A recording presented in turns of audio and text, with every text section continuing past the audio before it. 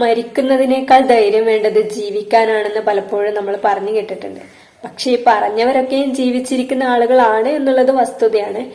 എന്നാൽ പോലും നമ്മളിപ്പോ അത്രയും ഒരു സ്ട്രെസ്സിൽ പെട്ട് നമ്മൾ ആ ഒരു മരണത്തിലേക്ക് തയ്യാറെടുക്കുകയാണെന്ന് വിചാരിക്കാം. അപ്പൊ നമ്മൾ അതിനുള്ള ബാക്ക്ഗ്രൗണ്ടും കാര്യങ്ങളൊക്കെ സെറ്റ് ചെയ്ത് നമ്മൾ തീരുമാനം ഉറപ്പിച്ചു, ഇനി എനിക്ക് ജീവിക്കാനുള്ള പോസിബിലിറ്റി ഇല്ല, മരിക്കുന്നതിനേക്കാൾ കഷ്ടമാണ് ജീവിക്കുന്നത് എന്ന അവസ്ഥയിൽ എത്തുമ്പോഴാണല്ലോ നമ്മൾ ആ ഡിസിഷനിലേക്ക് എത്തുക.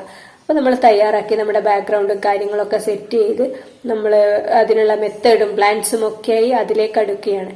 അപ്പൊ ആ ഒരു പോയിന്റിൽ, അതായത് ഇനി ഞാനില്ല, ഈ നിമിഷം മാത്രമേ ഞാനുള്ളൂ, അടുത്ത നിമിഷം ഞാനില്ല, ആ സിറ്റുവേഷൻ ഒന്ന് ആലോചിച്ച് നോക്കുക.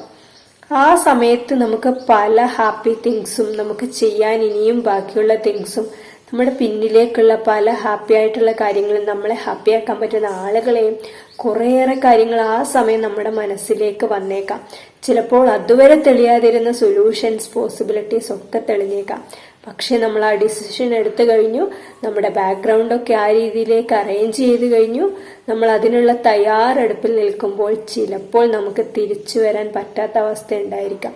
തിരിച്ചു വരണമെന്ന്, ജീവിതത്തിലേക്ക് തിരിച്ചു വരണമെന്ന് ആഗ്രഹിക്കുമ്പോഴും ആ ഒരു പോയിന്റിൽ നമുക്ക് തിരിച്ചു വരാൻ പറ്റാത്തൊരു സിറ്റുവേഷൻ, പക്ഷെ ജീവിക്കണമെന്ന ആഗ്രഹം.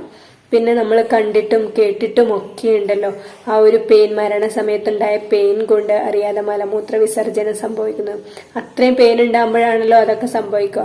അപ്പൊ ആ ഒരു ഇതിലേക്കൊക്കെ കടന്നു പോയി നമുക്ക് തിരിച്ചു വരാൻ പറ്റാത്തൊരു സിറ്റുവേഷൻ, അപ്പോഴായിരിക്കാം ജീവിക്കുന്നതാണ് മരിക്കുന്നതിനേക്കാൾ നല്ലത് എന്ന അഭിപ്രായത്തിൽ എല്ലാവരും എത്തുന്നത്. അപ്പോൾ നമുക്ക് അപകടം പറ്റി നമുക്ക് വിഷമം വന്നിട്ട് തന്നെ നമ്മൾ പഠിക്കണമെന്നില്ലല്ലോ. തൊട്ടപ്പുറത്തുള്ളവന്റെ വിഷമത്തിൽ നിന്ന് നമുക്ക് പഠിക്കാലോ.